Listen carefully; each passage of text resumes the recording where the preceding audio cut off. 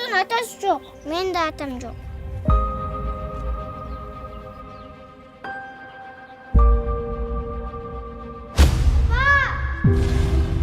Gözüңdü аччы кызым. Айка. Руслан байке канча калды? 4-5 ай. Же андан да аз.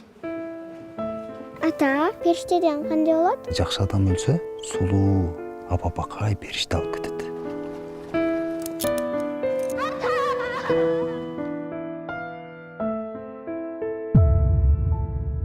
Торбуз кармабай, авар болуп калдык. Марсель деген ким? Сенаңдай! Не деди? Мен сен чакырган жоктун, Айка качып бул жактан.